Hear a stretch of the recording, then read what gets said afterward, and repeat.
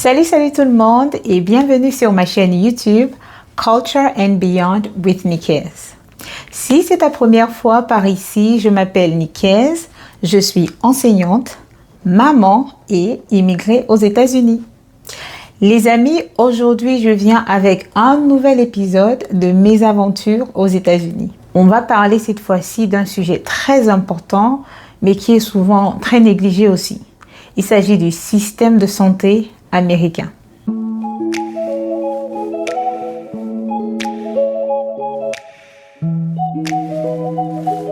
Dans beaucoup de pays, tu vas à l'hôpital, tu paies un montant raisonnable ou même parfois c'est gratuit. Mais aux États-Unis, tout passe par l'assurance santé. Sache qu'ici, une toute petite visite médicale peut te coûter très cher. Et si tu n'as pas d'assurance maladie, il te faudra payer de tes poches.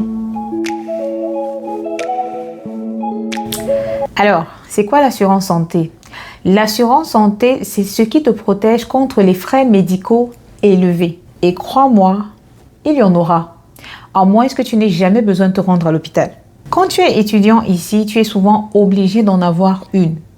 Je dis souvent parce que je ne suis pas sûre à 100% que ce soit le cas dans toutes les écoles, mais dans mon université, c'était l'une des conditions à remplir au tout début de l'année scolaire. Et cette couverture, tu peux l'avoir auprès de ton école ou auprès d'une compagnie privée. Je me souviens avoir reçu un email de mon école à l'époque qui me disait que j'avais jusqu'à une certaine date pour leur fournir une documentation relative à ma couverture santé.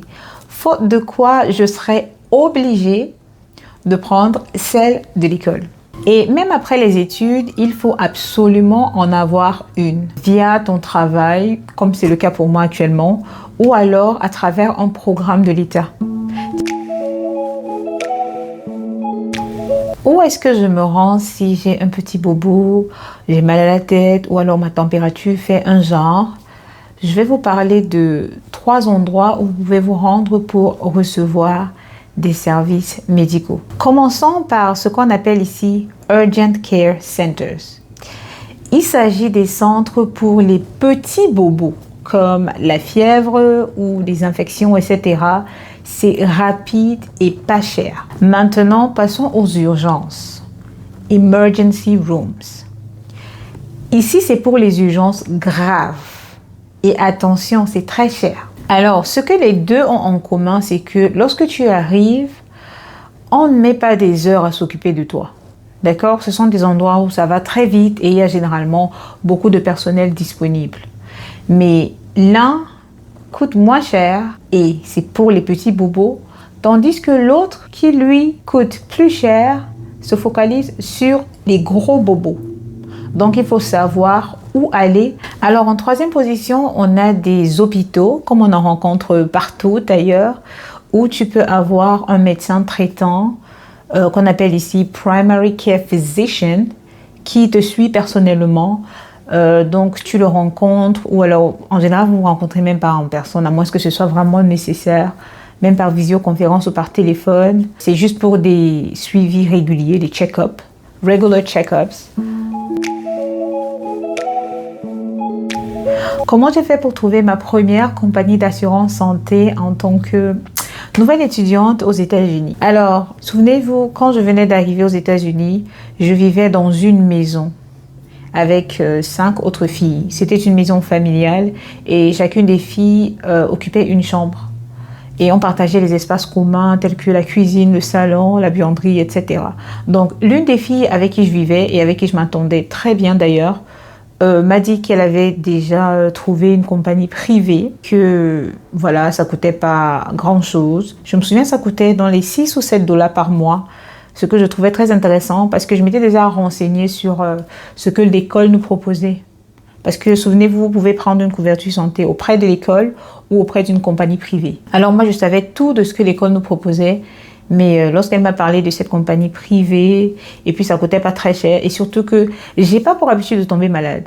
Parce que, il faut le souligner, alors si vous êtes quelqu'un qui tombe régulièrement malade, ou qui a très souvent besoin de se rendre à l'hôpital pour des services médicaux, je vous conseillerais de prendre une compagnie, ça va coûter un peu plus cher.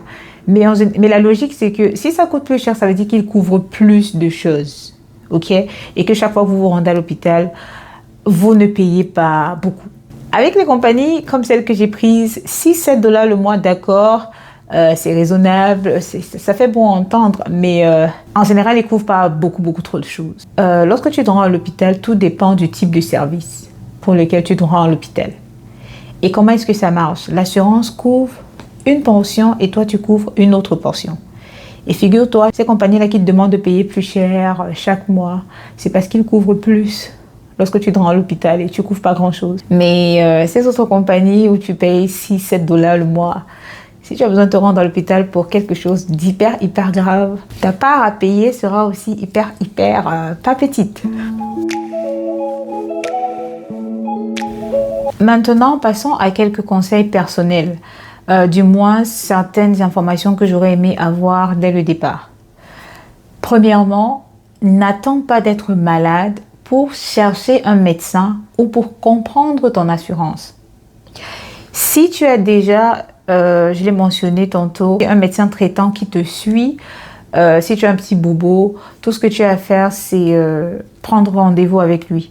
Mais s'il te faut chercher un médecin, et si tu n'es pas encore dans leur base de données, ça peut être compliqué, ça peut prendre un peu de temps. Le deuxième conseil que j'ai pour toi aujourd'hui, c'est renseigne-toi sur ce que couvre ton assurance.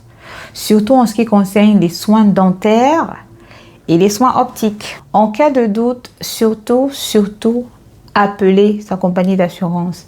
Ils sont là pour ça. Et enfin, si tu es étudiant, ne néglige pas cette partie de ton installation qui consiste à assister à l'orientation santé de ton école. Vas-y et pose toutes les questions que tu peux avoir. Et aussi, garde toujours ta carte d'assurance avec toi. C'est un peu comme une pièce d'identité ici. On ne sait jamais. Voilà un aperçu du système de santé américain pour les nouveaux arrivants. J'espère que ça t'a aidé à mieux comprendre. Si tu as des questions ou si tu veux que je parle d'un sujet en particulier, laisse-moi un commentaire. Pense à t'abonner, à liker et à partager la vidéo avec quelqu'un qui en a besoin.